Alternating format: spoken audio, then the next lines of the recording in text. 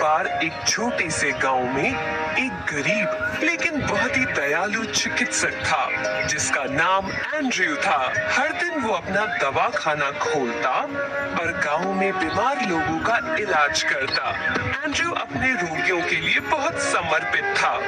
वो सबका बहुत अच्छे से इलाज करता और गरीब लोगों से तो बिल्कुल पैसे नहीं लेता। हर कोई उसे प्यार करता था और उसका आभारी था। एंड्रयू को जब भी खाली समय मिलता तो वो पहाड़ों पर जड़ी बूटी खोजने निकल जाता।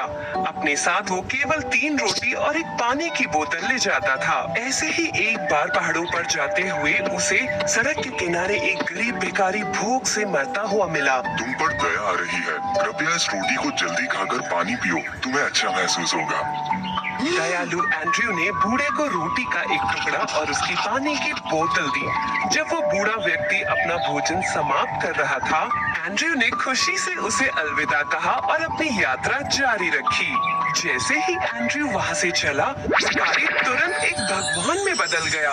ये भगवान ओरा थे। वो एक दयालु व्यक्ति है, लेकिन ये सुनिश्चित करने के लिए कुछ और परीक्षा लेनी चाहिए। ओरा तुरंत दूसरे भिखारी का रूप ले एंड्रयू के रास्ते में दोबारा प्रकट हो गए। एंड्रयू भगवान ओरा के पास पहुंचा। गरीब भिखारी को देख उसने उसे रोटी देने में बिल्कुल संकोच नहीं किया और अपना कुछ पानी पीने को दिया। जैसे ही उसने खाना खाना शुरू किया, एंड्रयू अलविदा कहे अपने रास्ते पर चलता रहा। एंड्रयू के पास केवल एक रोटी और थोड़ा सा पानी बचा था, लेकिन वो अब भी खुश था क्योंकि वो दूसरों की मदद कर पा रहा था। थोड़ी दूर आगे ही उसकी मुलाकात एक अन्य भिखारी से हुई। एंड्रयू सोचने लगा, वो एक गरीब बूढ़ा आदमी है, मैं उसे रोटी का बचा हुआ टुकड़ा दूंगा। मैं बहुत स्वस्थ हूँ, बाद में खाना ठीक रहेगा। एंड्रयू ने भिखारी को आखिरी रोटी और पानी दिया। अब तक भिखारी के रूप में भगवान ओरा बहुत प्रसन्न हो चुके थे। वो तुरंत अपने असली रूप में आ गए। मैं भगवान ओरा हूँ। मैंने कई लोगों को आपकी दया के बारे में बोलते सुना है, इसीलिए भिखारी बनकर मैंने तुम्हारी परीक्षा लेने की सोची और तुमने हर बार मेरी सहायता करी। तुम सच में बहुत दयालु हो। महोदय, चिकित्सक होने के नाते दूसरों की मदद करना मेरा कर्तव्य है। आपकी महान दया के लिए इनाम के रूप में मैं आपको ये कीमती उपहार दूंगा। भगवान ओरा ने ताश की एक गड्डी और एक चमकदार डब्बा एंड्रयू के सामने प्रस्तुत किया। ताश की ये गड्डी आपको जीतने में हमेशा मदद करेगी और ये डब्बा आपको पकड़ने में मदद करेगा, यहाँ तक कि शैतान को भी। ये बहुत अच्छा है, आपका बहुत बहुत धन्यवाद। एंड्रयू बहुत खुश था। उसने भगवान ओरा को धन्यवाद दिया। ओरा मुस्कुराए और गायब हो गए। उत्सुकता पूर्वक एंड्रयू ने डब्बा खोला और उसे परखना चाहा। मैं पेड़ पर उन पके हुए सेबों को पकड़ना चाहता हूँ। तुरंत पेड़ पर से पका हुआ सेब उसके डब्बे में गिर गया और देखते ही देखते उसका डब्बा सेबों से पूरा भर गया। भगवान ओरा से जादुई उपहार पाकर एंड्रयू बेहद खुश था। ये उपहार चमत्कारी है। एंड्रयू ने अपनी यात्रा जारी रखी और तब तक चलता रहा जब तक कि वो थक नहीं गया। फिर वो सड़क के किनारे एक शराब की दुकान पर पहुंचा। एंड्रयू शराब की दुकान में गया और देखा कि 3 आदमी एक मेज पर बैठे हैं और ताश खेल रहे हैं। उन्होंने एक दूसरे से कहा, ये उबाऊ है, हम केवल 3 ही हैं। हमें खेलने के लिए एक और व्यक्ति की आवश्यकता है। मुझे अपने साथ खेलने दो। तीनों लोग आश्चर्यचकित होकर एंड्रयू को देखने लगे। देखो यार, पहले ही बता रहा हूँ, हम पैसों के लिए खेलते हैं। क्या आप ताश खेलना जानते हैं? सावधान रहे, हम आपके सारे पैसे ले सकते हैं। मुझे कम मत समझो, मैं बहुत अच्छा खेल सकता हूँ। मैं आप तीनों को टक्कर दे सकता हूँ, लेकिन हम अपने अपने ताश से खेलेंगे, ठीक है? तीनों ने सोचा कि इस तरह के अनाड़ी के साथ खेलना बहुत अच्छी बात होगी और वो तुरंत सहमत हो गए। एंड्रयू के अनाड़ी होने पर उन्हें इतना विश्वास था कि उन्हें जरा भी शक नहीं हुआ कि उसके पत्ते जादुई थे और एंड्रयू जीतता गया। आखिरकार एंड्रयू के अद्भुत ताश खेलने के कौशल से वो बहुत हैरान और परेशान थे। ठीक है, हम हम हार गए। अगर हम खेलते रहेंगे तो हमारे पास आपको देने के लिए पैसे नहीं होंगे। मुझे पैसे देने की आवश्यकता नहीं है, मुझे बस अच्छा भोजन और पेय की आवश्यकता है। एंड्रयू को कुछ भी भुगतान किए बिना भोजन करने के लिए आमंत्रित किया गया। खाना खाते समय वे आपस में बात कर रहे थे तो एंड्रयू ने उनकी सारी बातें सुन ली। वो तीनों किसी राजा के बारे में बात कर रहे थे। क्या तुम लोगों ने खबर सुनी? राजा एक अजीब बीमारी से पीड़ित है, जिसे आज तक बड़े से बड़ा डॉक्टर ठीक नहीं कर पाया। मुझे पता है। क्या राजकुमारी उस डॉक्टर को खोजने की कोशिश नहीं कर रही जो राजा को ठीक कर सके? हाँ, ये तो है। उम्मीद है कि राजकुमारी राजा की मदद के लिए किसी को ढूंढ पाए। राजा वास्तव में प्रतिभाशाली और दयालु है। राजा की बीमारी के बारे में सुनकर एंड्रयू तुरंत कोशिश करने के लिए राजा के महल पहुंचा। महल में पहुंचकर एंड्रयू ने राजकुमारी से मिलने के लिए कहा और राजा का इलाज करने की इच्छा प्रकट की। राजकुमारी एला ने तुरंत उसका स्वागत किया। एला से मिलते ही एंड्रयू उसकी सुंदरता देखकर दंग रह गया। उसे पहली नजर में ही उससे प्यार हो गया। राजकुमारी एला जल्दी से एंड्रयू को राजा के कमरे में ले गई। जैसे ही वो कमरे में दाखिल हुआ, वो राजा के बिस्तर पर एक शैतान को देखकर चकित रह गया। तुम कौन हो? जब एंड्रयू ने उससे पूछा तो शैतान हैरान रह गया। हाँ? तुम मुझे असल में देख सकते हो? एला ने एंड्रयू जहाँ देख रहा था उस दिशा में देखा तो उसे कुछ नहीं दिखाई दिया। परेशान हो उसने एंड्रयू से पूछा, तुम किससे बात कर रहे हो? ओह, ये कुछ भी नहीं राजकुमारी, मुझे बस थोड़ा चक्कर आ गया। अब मुझे राजा की जांच करने की आवश्यकता है। कृपया एक पल के लिए बाहर प्रतीक्षा करें। हालांकि वो बहुत उलझन में थी, राजकुमारी ने एंड्रयू की बात मानी। राजकुमारी के चले जाने के बाद एंड्रयू ने शैतान से बात की। तुम कौन हो और राजा के कमरे में क्यों खड़े हो? कितना अजीब है। तुम एक पहले व्यक्ति हो जो मुझे देख सकता है। मैं एक शैतान हूँ।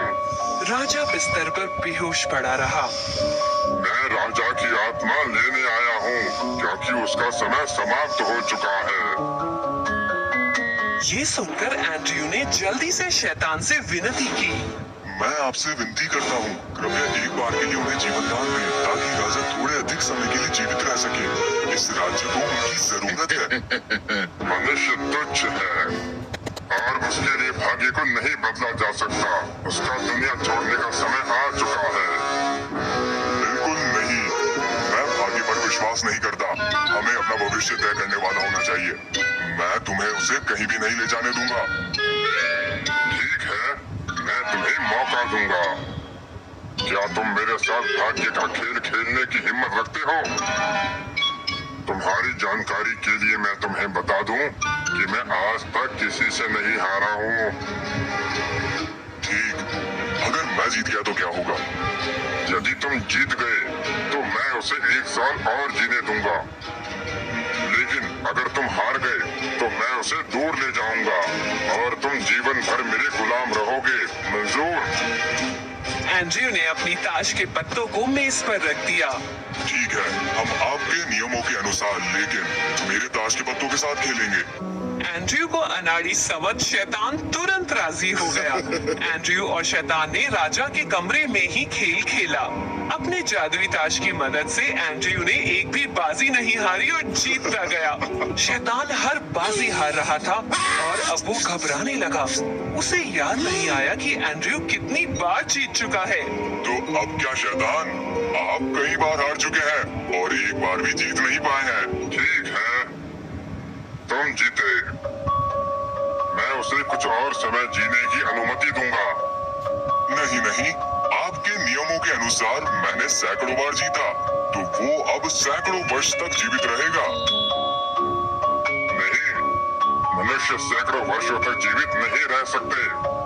तो फिर मेरे लिए आपका क्या प्रस्ताव है? शैतान ने एंड्रयू को एक शानदार पानी की बोतल सौंपी। ठीक है, मैं तुम्हें जादू के पानी की एक बोतल देता हूँ। अब से जब तुम अपने रोगियों को ठीक करोगे, यदि तुम मुझे रोगी के सर के पास देखते हो, तो उस व्यक्ति को बचाया जा सकता है। उसे इस पानी की एक बूंद दे दो, वो एक बार में ठीक हो जाएगा।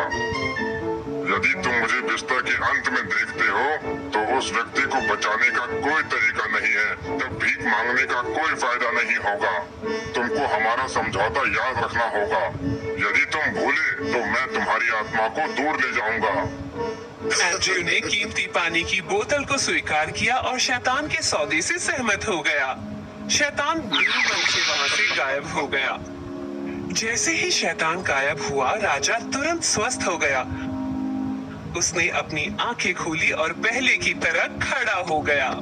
राजा ने एंड्रयू का आभार व्यक्त किया। राजकुमारी एला युवा, सुंदर और प्रतिभाशाली चिकित्सक से बहुत प्रभावित थी। उसे भी एंड्रयू से प्यार हो गया था। मेरे पिता को बचाने के लिए बहुत बहुत धन्यवाद। ये एक चिकित्सक की जिम्मेदारी है। एंड्रयू, तुमने मेरी जान बचाई है। तुम पुरस्कार में जो चाहो मांग सकते हो। महामहिम, पहली बार मिलते ही मुझे राजकुमारी एला से प्यार हो गया। मैं पूछना चाहता हूँ कि क्या मैं एला से शादी कर सकता हूँ? एला, क्या तुम इस दयालु चिकित्सक से शादी करने के लिए सहमत हो? राजकुमारी ने थोड़ा शर्माते हुए कहा, हाँ पिताजी, खुशी से। राजा और पूरे राज्य के सामने एंड्रयू और राजकुमारी एला की शादी महल में संपन्न हुई और वो खुशी खुशी साथ रहने लगे। उसके बाद एंड्रयू की प्रतिष्ठा में भी सुधार हुआ। एक बीमार व्यक्ति को बस देखकर वो बता सकता था कि उसे बचाया जा सकता है या नहीं, बीमारी कितनी भी गंभीर क्यों ना हो। अगर एंड्रयू को यकीन था कि उस व्यक्ति को बचाया जा सकता है तो वो उन्हें बहुत जल्दी बचा लेता था। चूंकि एंड्रयू जीता था और उसे जादुई पानी मिला था, तो शैतान पहले की तरह कई आत्माओं को नहीं ले जा पा रहा था। उसने एंड्रयू से बदला लेने की सोची। उसने एला को एक बीमारी से संक्रमित कर दिया। जब एंड्रयू लौटा तो उसने देखा कि एला के बिस्तर के अंत में शैतान खड़ा था। मुझे देखने दो कि तुम इस बार अपनी पत्नी को कैसे बचाओगे। तुम बेचारे मनुष्य अपनी किस्मत से नहीं जीत सकते। राजकुमारी एला चुपचाप बिस्तर पर लेटी रही। उसका चेहरा सफेद पड़ गया था। एंड्रयू ने बहुत हताश महसूस किया क्योंकि शैतान के साथ समझौते के कारण एला जीवित नहीं रह सकती थी, भले ही उसने उसे जादू वाला पानी पिलाया। नहीं, तुम शैतान हो। मैं भाग्य के सामने समर्पण नहीं करूंगा। मैं तुम्हें हराऊंगा और अपनी पत्नी को बचाऊंगा। एंड्रयू ने अपनी पत्नी को बचाने का एक तरीका सोचा। उसने राजकुमारी के शरीर को उठाया और ऐसे घुमाया कि उसका सिर बिस्तर के आखिरी सिरे की तरफ हो गया। एंड्रयू ने जल्दी से अपनी पत्नी को एक कटोरी जादू पानी पिलाया। एला फिर से जीवित हो गई और बहुत जल्दी ठीक हो गई। एंड्रयू, तुमने हमारे समझौते का उल्लंघन किया है। क्या आपने नहीं कहा यदि आप बिस्तर के सिर पर खड़े होते हैं तो रोगी को बचाया जा सकता है? मैंने सिर्फ हमारे समझौते का पालन किया। तुमने मेरे साथ धोखा किया है। तुमने उसे बिस्तर पर घुमाया। हमारे समझौते में क्या आपने कहा था कि मैं ऐसा नहीं कर सकता? मुझे परवाह नहीं है। मैं तुम्हारी आत्मा को ले जाऊंगा एंड्रयू। जादू बक्सा, कृपया मेरे लिए इस शैतान को पकड़ें। तभी एक तेज रोशनी हुई और जादू बक्से के अंदर घुस गया। वो घबराहट में इधर उधर भागने और बाहर निकलने का रास्ता खोजने लगा। शैतान एंड्रयू से भीख मांगने के लिए मजबूर हो गया। कृपया मुझे इस बक्से से बाहर आने दो। मैं गलत था। अगर मैं यहाँ फंसा रहा तो दुनिया भर के लोगों की आत्माएं मुक्त नहीं होंगी। ठीक है, मैं तुम्हें रिहा कर दूंगा ताकि तुम अपना काम कर सको, लेकिन वादा करना होगा कि आप मुझे और मेरे परिवार को परेशान करने के लिए दोबारा नहीं आएंगे। ठीक है, मैं वादा करता हूँ। एंड्रयू ने शैतान को रिहा करने के लिए बक्से का ढक्कन खोला। जैसे ही शैतान आजाद हुआ, उसे अपना वादा निभाना पड़ा और वो वहाँ से गायब हो गया। राजकुमारी एला बहुत जल्दी ठीक होकर जल्दी फिर से सेहतमंद हो गई। दोनों ने एक दूसरे को खुशी से गले लगाया। तब से शैतान बदला लेने के लिए कभी नहीं लौटा। एंड्रयू और एला ने अपना बाकी का जीवन एक साथ खुशी खुशी मनाया। एंड्रयू ने कभी भी भाग्य के सामने आत्मसमर्पण नहीं किया, हमेशा सोचा कि अपना भविष्य खुद तय करेगा।